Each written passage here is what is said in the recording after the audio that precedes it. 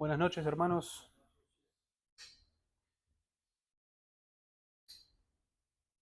Hoy nos toca un texto en el capítulo 2 de Primera de Pedro, pero primeramente quisiera que me acompañen a Juan, capítulo 9, capítulo 1, versículos del 9 al 11.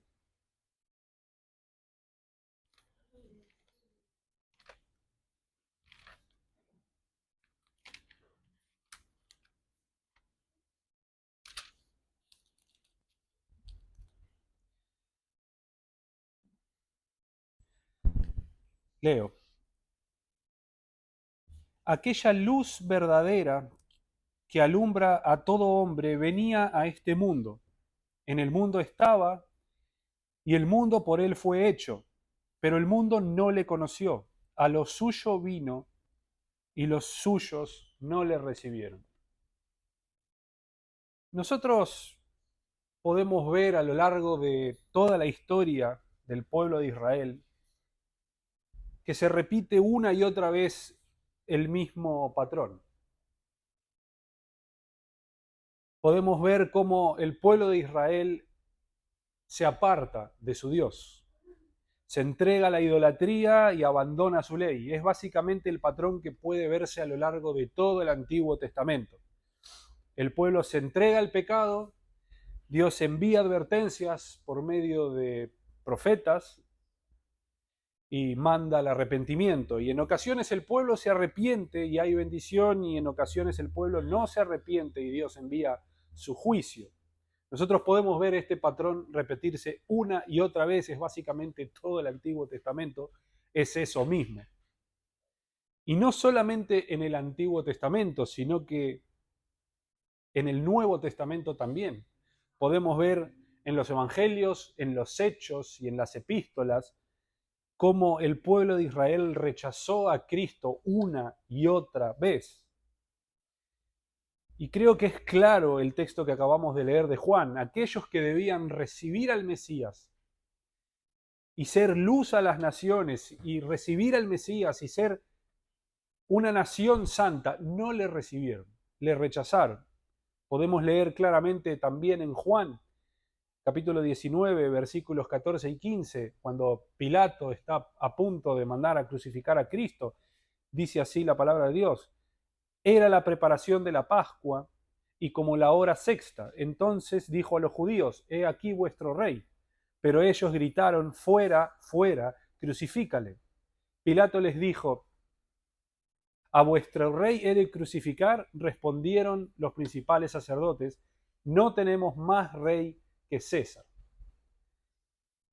¿Y por qué estoy mencionando estas cosas? ¿Qué tiene que ver esto con el texto que vamos a leer de Primera de Pedro? Bueno, creo que lo tiene todo que ver porque el texto que toca esta noche, que son los versículos 9 y 10 del capítulo 2, están justo después de una sección de 8 versículos en la que se habla de Cristo como la piedra que fue desechada por los edificadores. Acompáñenme a Pedro, Primera de Pedro.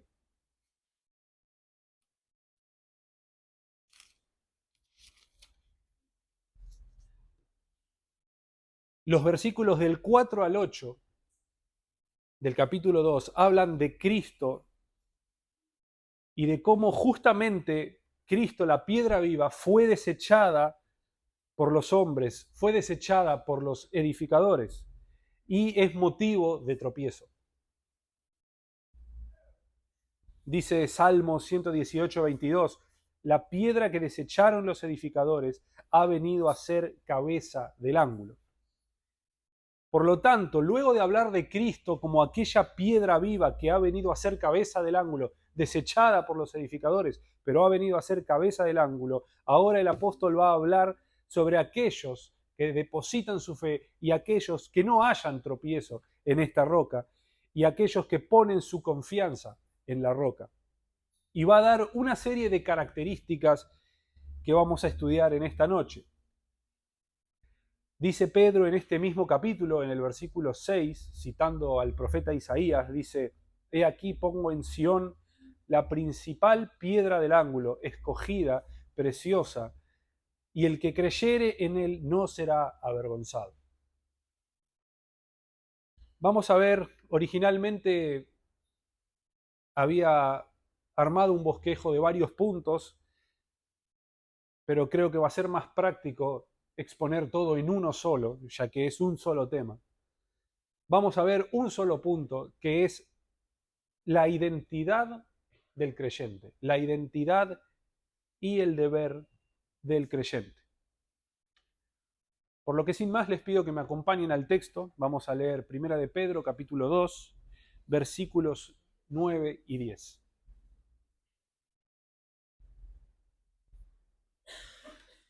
Mas vosotros sois linaje escogido, real sacerdocio, nación santa, pueblo adquirido por Dios, para que anunciéis las virtudes de aquel que os llamó de las tinieblas a su luz admirable. Vosotros que en otro tiempo no erais pueblo, pero a que ahora sois pueblo de Dios, que en otro tiempo no habíais alcanzado misericordia, pero ahora habéis alcanzado misericordia. Bueno, yo creo que el punto es claro. El apóstol aquí está hablando a los creyentes, se refiere a ellos como el pueblo de Dios. Sin embargo, es interesante profundizar algunas cuestiones que quizás no están tan a la vista. En primer lugar, el apóstol está hablando de lo que son los creyentes. Está hablando de identidad. Y en el ser humano, el asunto de la identidad es algo sumamente importante. Yo creo que conocemos miles de historias, de cuentos, de películas, de novelas, de lo que sea, en las que el protagonista tiene que encontrarse a sí mismo, descubrirse a sí mismo, encontrar qué es lo que lo define.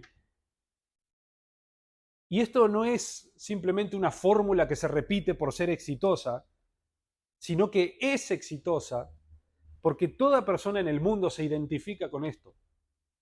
Cada ser humano está continuamente en busca de identidad, de significado, de propósito. Todo ser humano busca un significado en su vida. Todo ser humano busca encontrarse a sí mismo y busca cosas que lo definan.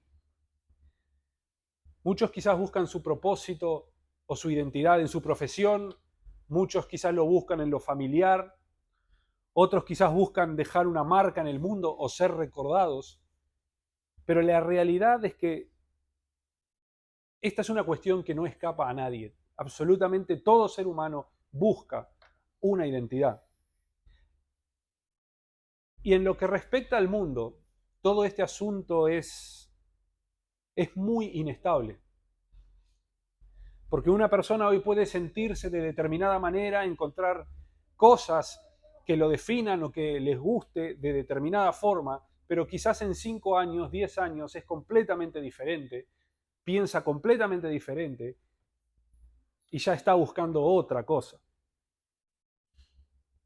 Otra cosa con la cual identificarse, completamente distinta. Es muy inestable, pero en el caso de los creyentes no es así. Y es interesante que el apóstol dice, vosotros sois. El apóstol no está diciendo que deben comportarse como si fueran, o que deben pretender ser, o que deben buscar ser. Tampoco dice que deban esforzarse por ser. Él dice, vosotros sois. Y esto es sumamente importante porque la identidad del creyente no cambia según lo que sienta o según el momento o según el sufrimiento, según la prueba. No cambia porque está basado en lo que Dios dice de los creyentes y no en lo que estos sientan. La identidad de los creyentes se basa únicamente en lo que Dios dice acerca de ellos. Y Dios no cambia.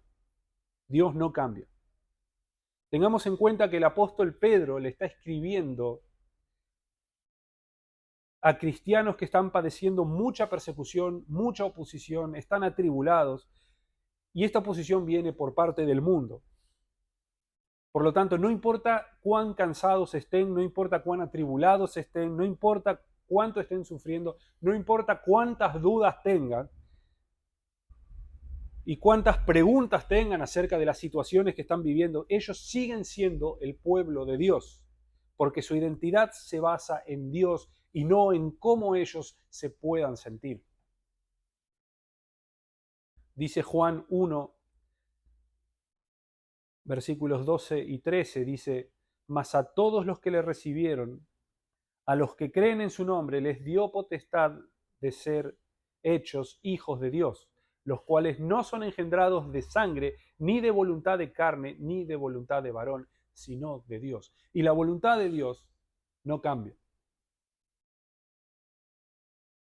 Si el creyente tiene su fe puesta en Cristo, es parte de este pueblo. Si el creyente tiene su fe puesta en Cristo y confía en que su obra es suficiente, es parte de este pueblo. Y no importa si se siente bien, si se siente mal, no importa incluso si tiene seguridad de su salvación o no. Dios dice que es parte de este pueblo. Si una persona cree en Cristo y confía en que es suficiente para salvarle, entonces es parte del pueblo de Dios. No importa, quiero que quede claro, no importa cómo se sienta. En segundo lugar, algo que considero que es digno de destacar es que Pedro en todo momento está hablando en plural. Y esto realmente no es un dato menor, es decir, la identidad del creyente no puede ser definida aislada de los demás creyentes. La identidad de los creyentes se encuentra en Cristo y unida a los demás creyentes. Este punto creo que es sumamente importante porque el mundo evangélico hoy ha hecho tanto énfasis en una fe personal, en una relación personal, que se ha olvidado de la fe en comunidad. Incluso el mundo reformado es así, también. La vida cristiana se vive simplemente asistiendo a la iglesia los domingos y nada más. No importa el hermano, no importa la semana, no importa cómo está el hermano, no sé qué es de su vida, porque yo en la semana me ocupo de mis asuntos y el domingo voy a la iglesia. Y todo esto es correcto porque el domingo asisto a la reunión. Y esto es lamentable, pero la fe se vive así. Hoy en día la fe se vive así, incluso en el mundo reformado. Y hablando de este punto, yo recuerdo que con mi esposa fuimos miembros de una iglesia y estuvimos más de 3 años sin conocer la casa de ningún hermano. Y eso era normal. Pero esto no debería ser así con los creyentes. La identidad del creyente individual está unida a los demás creyentes. La pregunta es entonces, ¿cómo puede ser que puedas vivir sin tus hermanos? ¿Cómo puede ser que no busques activamente e intencionalmente estar con tus hermanos? Tu identidad en Cristo está también unida a tus hermanos. Para decir esto, Pedro utiliza lenguaje del Antiguo Testamento y utiliza un montón de expresiones que son originalmente usadas para referirse al pueblo de Israel. Por ejemplo, Éxodo 19:6, no hace falta que lo busquen, dice: y vosotros me seréis un reino de sacerdotes y gente santa. Estas son las palabras que dirás a los hijos de Israel. También dice Deuteronomio 7:6, porque tú eres pueblo santo para Jehová tu Dios. Jehová tu Dios te ha escogido para hacerle un pueblo especial, más que todos los pueblos que están sobre la tierra. Dice también Isaías 41, 8 y 9, pero tú, Israel, siervo mío eres, tú, Jacob, a quien yo escogí, descendencia de Abraham, mi amigo, porque le tomé de los confines de la tierra y de tierras lejanas te llamé y te dije, mi siervo eres tú, te escogí y no te deseché. Podríamos leer un montón de textos más, pero no lo vamos a hacer a causa del tiempo, pero el punto es que en todos estos pasajes se están viendo los mismos términos que utiliza Pedro.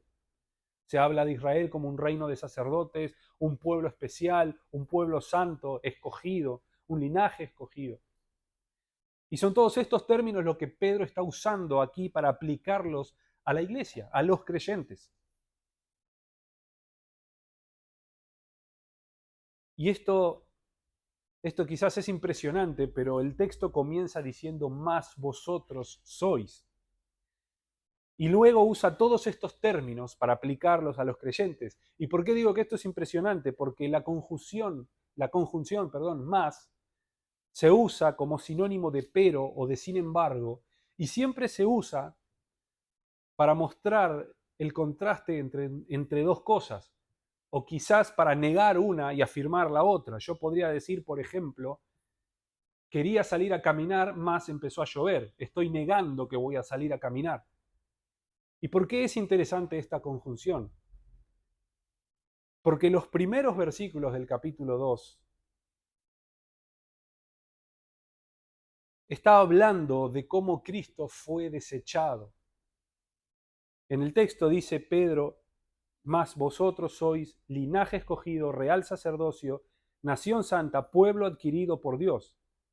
Y realmente es increíble porque en los versículos anteriores Pedro está hablando de Cristo como la roca que fue desechada por los edificadores. El versículo 8 dice exactamente así, dice que tropiezan con la piedra siendo desobedientes.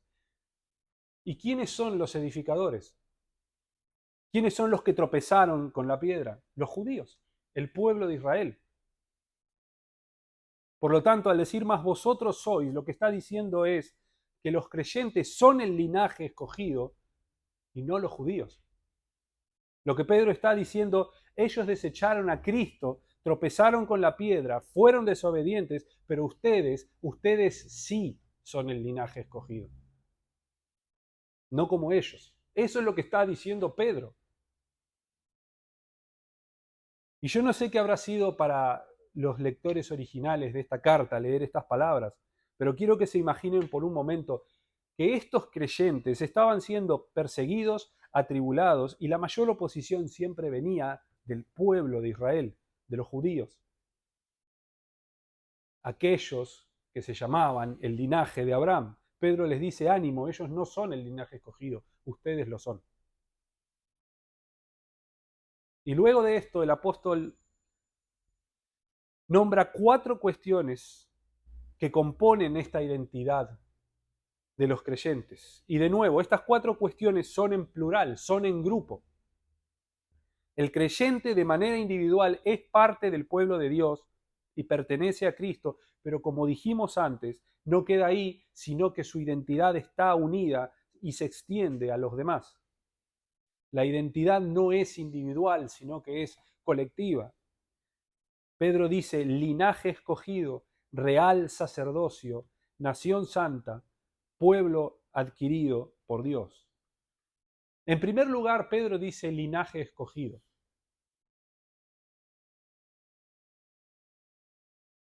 Esto nos deja claro que queda excluido todo esfuerzo humano y vuelve a poner foco en la elección. Cuando comenzamos con el estudio de esta epístola, habíamos visto que Pedro comienza desde el principio hablando de la elección y de la predestinación. Lo hace de nuevo aquí diciendo que los creyentes son linaje escogido. Y es de destacar la palabra linaje, porque cuando hablamos de linaje estamos hablando de una relación filial, estamos hablando de una relación familiar, de descendencia. Por lo que en primera instancia los creyentes son familia. Son familia. Dice Efesios capítulo 1, versículo 5, en amor, habiéndonos predestinados para ser adoptados hijos suyos por medio de Jesucristo según el puro afecto de su voluntad. Dice también Efesios 2, versículo 19, así que ya no sois extranjeros ni advenedizos, sino conciudadanos de los santos y miembros de la familia de Dios. También dice el apóstol Pablo en Gálatas 3:29, y si vosotros sois de Cristo, ciertamente el linaje de Abraham sois, y herederos según la promesa. De manera que los creyentes son elegidos por Dios mismo para ser parte de su familia. Y los creyentes como grupo son familia entre sí. Y yo quiero que piensen cuán a la ligera muchas veces usamos el término hermano. Lo usamos como con liviandad. ¿Realmente vemos a los creyentes, a los hermanos en la iglesia como familia? Porque eso es lo que dice la palabra, dice familia de Dios.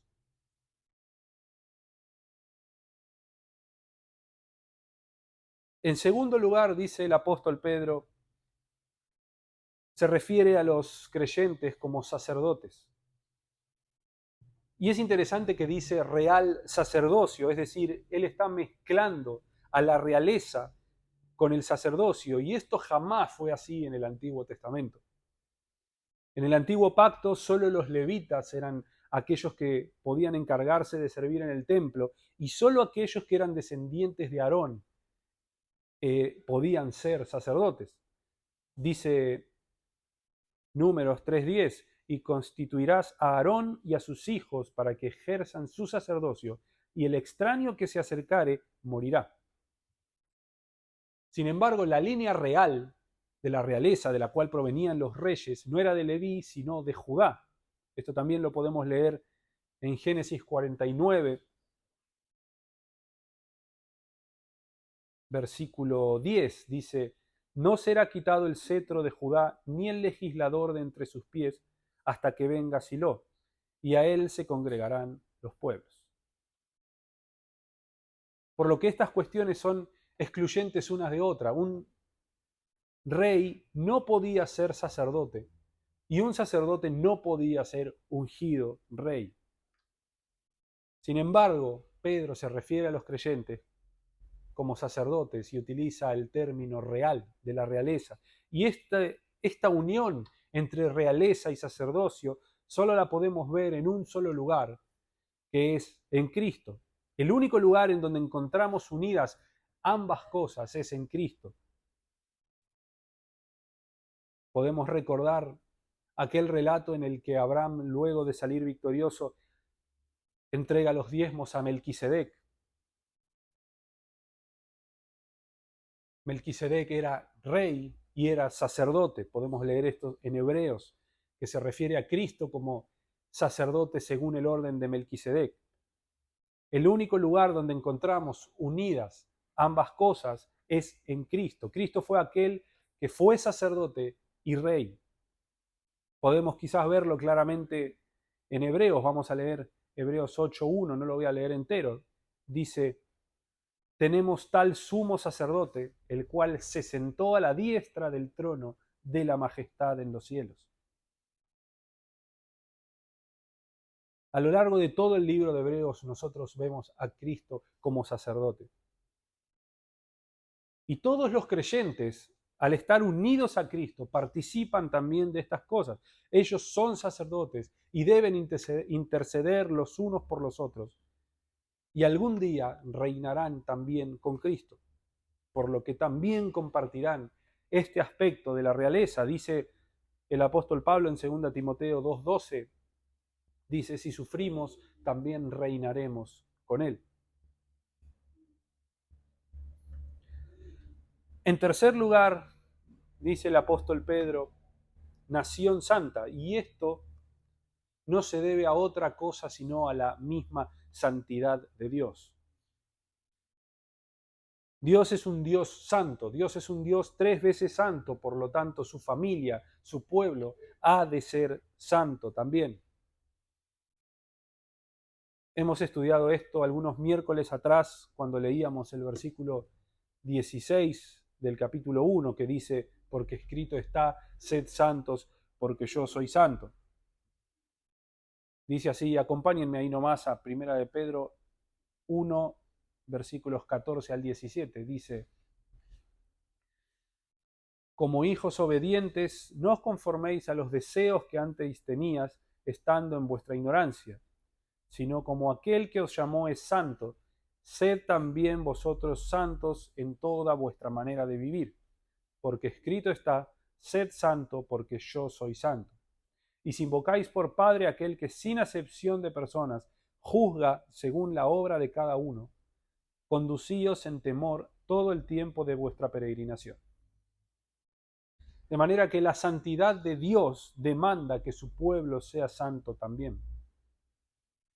No vamos a entrar en profundidad en la doctrina de la santificación, pero sí podemos decir que Dios demanda que su pueblo sea santo y al mismo tiempo es el Espíritu Santo el que lo santifica, produciendo frutos, produciendo buenas obras y llevando cada día más a cada miembro a la semejanza a Cristo.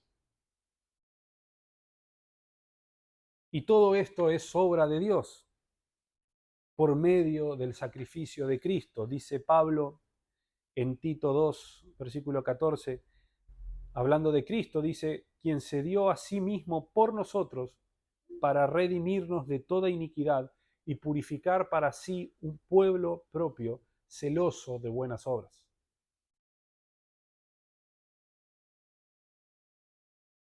Y en última instancia dice el apóstol de los creyentes que son pueblo adquirido por Dios.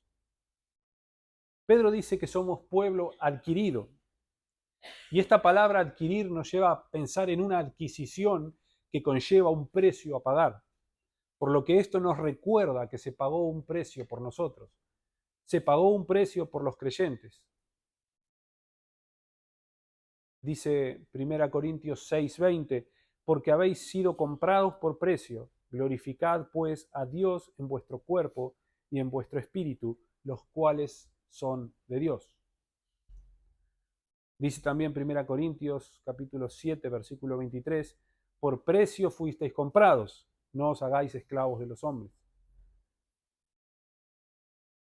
Y podemos leer en Hechos 20:28, cuando Pablo se despide de los hermanos en Mileto, dice, por tanto, mirad por vosotros, Pablo aquí está hablando a los obispos, dice, por tanto, mirad por vosotros y por todo el rebaño en que el Espíritu Santo os ha puesto por obispos, para apacentar a la iglesia del Señor, la cual él ganó por su propia sangre. Porque, por lo tanto, los creyentes son un pueblo que fue comprado por la sangre de Cristo.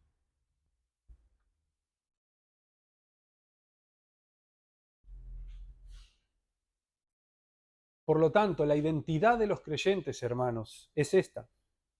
Quiero que vuelva a quedar claro que no es individual, sino grupal. La identidad de cada creyente no puede separarse de los demás.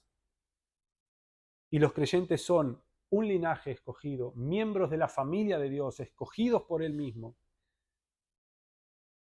un reino de sacerdotes, real sacerdocio, una nación santa que ha de ser santa porque su Dios es santo, y un pueblo que fue adquirido, comprado a precio de sangre.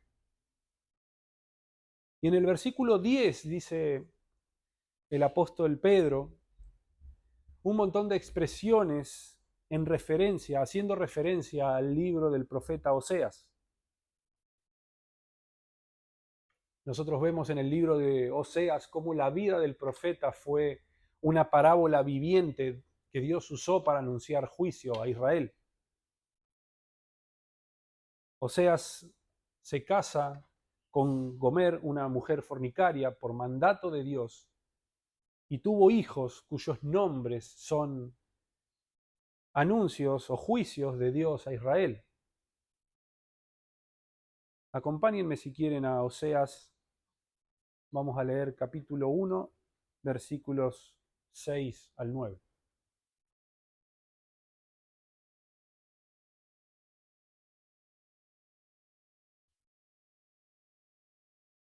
Oseas capítulo 1, versículos 6 al 9. Dice así: concibió ella otra vez y dio a luz una hija, y le dijo Dios, ponle por nombre Lo Ruama, porque no me compadeceré más de la casa de Israel, sino que los quitaré del todo. Mas de la casa de Judá tendré misericordia y los salvaré por Jehová su Dios, y no los salvaré con arco, ni con espada, ni con batalla, ni con caballos, ni jinetes.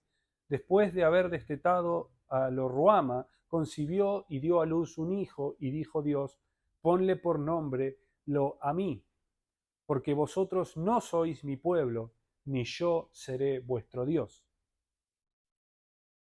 Esto dice Dios a Israel por medio de los nombres de los hijos del profeta. Sin embargo, dice después, en el siguiente capítulo, capítulo 2, versículo 23, dice, y la sembraré para mí en la tierra, y tendré misericordia de lo Ruama, y diré a lo a mí, tú eres pueblo mío, y él dirá, Dios mío.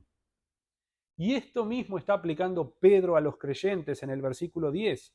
Pedro dice, vosotros que en otro tiempo no erais pueblo, pero que ahora sois pueblo de Dios, que en otro tiempo no habíais alcanzado misericordia, pero ahora habéis alcanzado misericordia. Pedro está haciendo uso de estas expresiones al pueblo de Israel, el linaje escogido, y los está aplicando a la iglesia.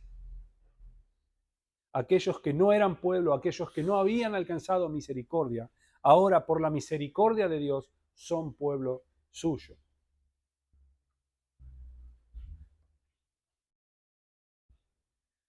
De manera que los creyentes tienen el privilegio de ser parte de la familia de Dios, parte del pueblo de Dios, como sacerdotes, como reyes, comprados por sangre, pero hay más. Tienen también el privilegio y el deber de anunciar a Cristo. Dice el texto claramente, para que anunciéis las virtudes de aquel que os llamó de las tinieblas a su luz admirable. Por lo que los creyentes son un pueblo escogido para anunciar las virtudes de Cristo. Cristo, al igual que Moisés, como dice este texto, llamó de las tinieblas a su luz. Cristo, al igual que Moisés, llevó adelante un éxodo, guiando un pueblo de un reino a otro. Así como Moisés guió al pueblo de Israel de Egipto a la tierra prometida, Cristo trasladó a su pueblo del reino de las tinieblas al reino de la luz. Me acuerdo hace muchos años haber leído una Biblia, un proyecto de traducción de la Biblia textual, y era muy interesante leer el relato de la transfiguración en Lucas 9, versículos 28 en adelante, en el que Cristo está hablando en gloria con Moisés y con Elías y dice que estaban hablando de la partida que él va a cumplir en Jerusalén, pero en esa versión dicen que la palabra apropiada que está usando el original dice del éxodo que iba a cumplir en Jerusalén, haciendo referencia a que Cristo, su obra en la cruz, su muerte y su resurrección, iba a ser un éxodo, iba a ser la guía de un pueblo, de un reino a otro. Dice Efesios capítulo 5 versículo 8, dice, porque en otro tiempo erais tinieblas, mas ahora sois luz en el Señor, andad como hijos de luz. Dice también el apóstol Pablo en Colosenses 1 versículos 12 y 13, con gozo dando gracias al Padre que nos hizo aptos para participar de la herencia de los santos en luz, el cual os ha librado de la potestad de las tinieblas y trasladado al reino de su amado Hijo. Y también podemos leer en Hechos 26, cuando Pablo está relatando su conversión en su defensa ante Agripa, Pablo dice, para que abras sus ojos, Pablo está relatando su conversión, su encuentro con Cristo, y dice, para que abras sus ojos, para que se conviertan de las tinieblas a la luz y de la potestad de Satanás a Dios. Fue Cristo, por medio de su sacrificio, de su muerte, de su resurrección, el que guió a su pueblo del reino de las tinieblas al reino de Dios. En Él somos aceptos, en Él somos adoptados hijos de Dios. Él es la causa de que los creyentes sean pueblo de Dios, familia de Dios. Por lo tanto, los creyentes, tanto individualmente como en conjunto, deben ser heraldos de este Cristo y anunciar sus virtudes. Y es interesante la palabra virtud, yo quiero que piensen en eso un momento. Quizás en nuestro contexto actual la palabra virtud pueda significar cualidades, fortalezas o rasgos positivos. Sin embargo, en este texto lo que está hablando es más bien anunciar la capacidad o el poder y la realización de actos heroicos. Por ejemplo, cuando un rey ganaba una batalla, el heraldo iba a la plaza a anunciar la victoria, y no era simplemente información, sino era gritar los actos del rey, cómo el rey de manera heroica había ganado, incluía alabanza, incluía glorificar a este rey. Y es exactamente lo que está diciendo en este texto Pedro. Él dice que somos escogidos para anunciar las virtudes de Cristo. Por lo que los creyentes deben anunciar las virtudes de Cristo. ¿Y cuáles son? Bueno, el Evangelio. El Evangelio, su obra en la cruz, su vida perfecta, su muerte, su resurrección, lo que Él hizo, la salvación, guiar a una persona del reino de las tinieblas al reino de la luz, eso es anunciar las virtudes de Cristo. Los creyentes en su conjunto, la iglesia, la familia de Dios, su pueblo, debe ser luz a las naciones. Debe ser luz a las naciones y proclamar el Evangelio. Esto es anunciar las virtudes de Cristo.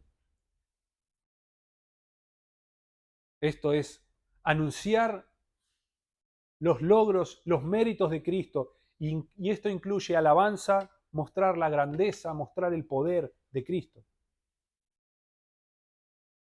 Los creyentes, tanto individualmente como en conjunto, como iglesia, deben hacer esto. Es el deber de todo creyente. Y para ir concluyendo, hermanos, yo quisiera que tomemos conciencia de lo que la iglesia es. Porque la vida cristiana no puede ser vivida en soledad. Realmente no puede ser vivida en soledad. Un cristiano no puede vivir aislado. El mundo evangélico e incluso el mundo reformado también ha hecho tanto énfasis en la fe personal y en la relación personal con Dios que se ha olvidado de esta fe en comunidad. Incluso hoy en día, incluso en iglesias reformadas, incluso en nuestra iglesia, pretendemos vivir aislados. Participamos de las reuniones, sí, pero vivimos una fe en soledad.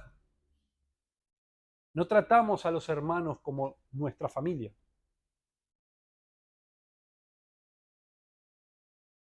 Pero esta iglesia que muchas veces despreciamos o que muchas veces faltamos o que muchas veces la tenemos en poco, es la familia de Dios. Es el pueblo que Dios adquirió al precio de la sangre de Cristo. Y después de estudiar estas cosas, quiero que nos preguntemos, quiero que se pregunten, ¿van a seguir viendo la iglesia de esta forma? ¿Van a seguir viendo la iglesia de la misma forma? ¿Van a seguir con un compromiso a medias? La iglesia, hermanos, no fue producto de un grupo religioso, no fue producto o invención humana, sino que es un pueblo formado y elegido por Dios mismo.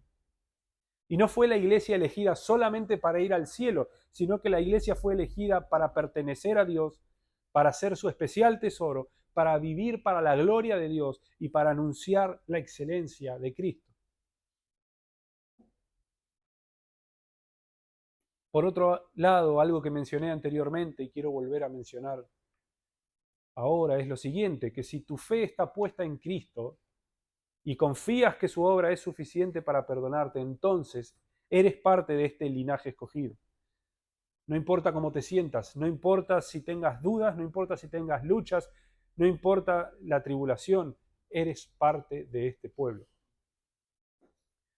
Pero si alguno no ha puesto su esperanza en Cristo, si alguno no confía plenamente en que su obra es suficiente, este no es parte del pueblo de Dios y en este caso tampoco importa cómo se sienta. Porque hay muchas personas que se sienten cómodos, hay muchas personas que se sienten cómodos en la iglesia porque pueden sentirse integrados, porque pueden tener amigos, porque se sienten a gusto, porque los tienen en cuenta y pueden sentirse bien, pero no son parte del pueblo de Dios. Por lo que en este caso tampoco importa cómo te sientas. Y para terminar, El propósito, hermanos, de la iglesia en su conjunto es anunciar las virtudes de Cristo. ¿Y realmente estamos haciendo eso? ¿Estamos viviendo para predicar el Evangelio o estamos callando por conveniencia o por vergüenza?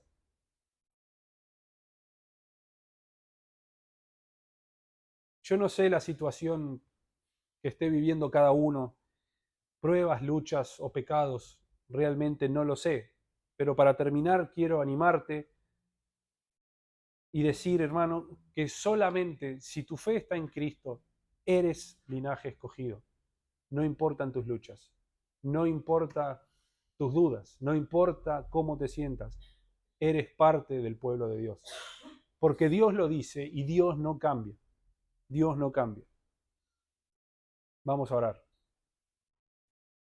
Señor, te damos gracias por esta noche, te damos gracias por tu palabra, te damos muchas gracias, Señor, por el texto de esta noche. Sabemos y entendemos, Señor, lo que tú dices de la iglesia. Y por más que muchas veces, Señor, tengamos dudas o luchas o preguntas, sabemos que tu voluntad no cambia, sabemos que tú no cambias y seguimos confiando, Señor, que Cristo es suficiente. Y damos gracias, Señor. Damos gracias por tu obra, damos gracias por la iglesia, damos gracias por tu elección, Señor. Damos gracias por tu palabra. Pedimos que la uses, Señor.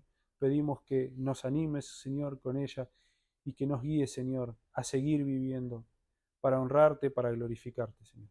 Oramos en el nombre de Jesús. Amén.